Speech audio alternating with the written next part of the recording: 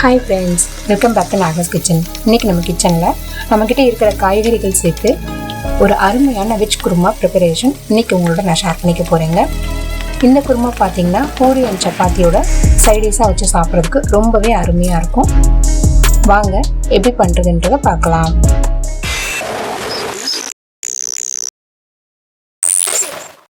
இந்த குருமாக்கு தேவையான காய்கறிகள் நான் இன்னைக்கு என்ன எடுத்திருக்கேன்னு பார்த்தீங்கன்னா, பீன்ஸ், கேரட், மஷ்ரூம், காலிஃப்ளவர், குடமிளகா, ஒரு பாதி வெங்காயம், பாதி தக்காளி எடுத்திருக்கேன்.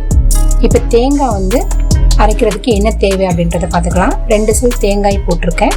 கசகசாவும் சோம்பும் ½ டேபிள் ஸ்பூன் போட்டுட்டேன். 4 பாதாம் சேர்த்துக்கலாம். இதில் பாதாம் இல்லைன்னா முந்திரி சேர்த்துக்கோங்க.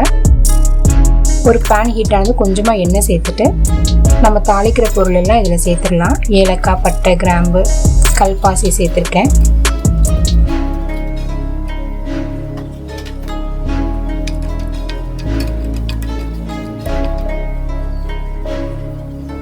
ஒன்ஸ் இது நல்லா தாளிச்சதுக்கு அப்புறமா நம்ம எடுத்து வச்ச வெங்காயம் சேர்த்துக்கலாம். இதில் வெங்காயம் இன்னைக்கு ரொம்ப ஸ்லைஸாக பண்ணலை, ஒரு ஹாஃபாக பண்ணியிருக்கேன். அப்போ தான் குருமாவுக்கு சாப்பிடும்போது நல்லா இருக்கும்னு சொல்லிட்டேன். இப்போ இதோட 2 டேபிள் ஸ்பூன் அளவுக்கு இஞ்சி பூண்டு பேஸ்ட் ஆட் பண்ணிட்டேன். இதில் நம்ம எடுத்து வச்ச தக்காளி சேர்த்துக்கலாம்.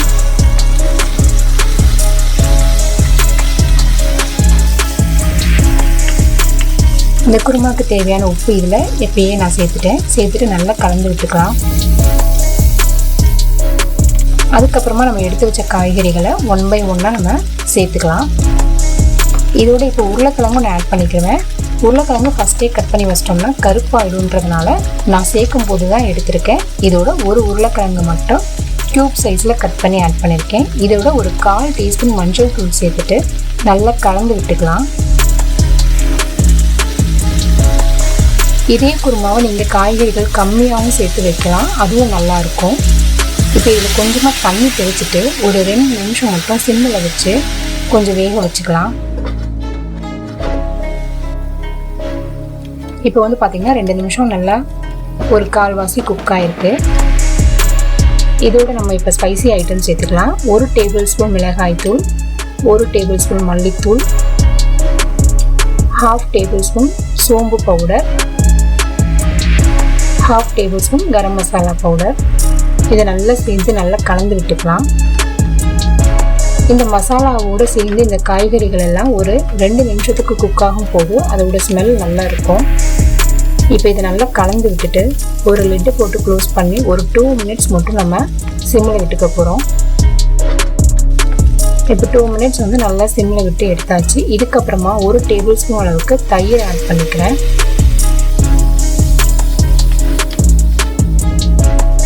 இதோட இந்த குருமாக்கு தேவையான தண்ணி சேர்த்துட்டு நல்லா ஒரு கொதி வரவும் ஒரு 10 நிமிஷம் மீடியம் ஃப்ளேமில் வச்சு இந்த காய்கறி எல்லாத்தையுமே நம்ம இப்போ குக் பண்ணி எடுத்துக்க போகிறோம்.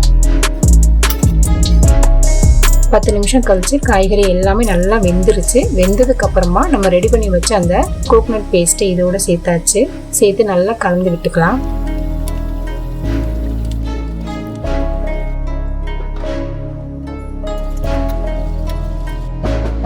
உங்களுக்கு குருமா நல்லா திக்காக வேணும் அப்படின்னா தண்ணி கம்மி பண்ணிக்கோங்க. இல்லை நல்லா தண்ணியாக லிக்யூடாக இருந்தால் தான் சாப்பிட பிடிக்கும்னா இன்னும் கொஞ்சம் கூட நீங்கள் தண்ணி சேர்த்து நல்லா கொதிக்க விட்டுக்கலாம்.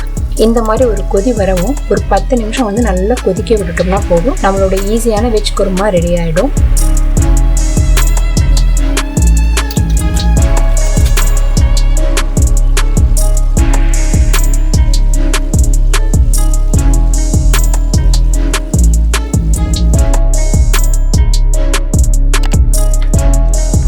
அவ்வளோதாங்க, நம்மளோட குருமா ப்ரிப்பேர் ஆயிடுச்சு.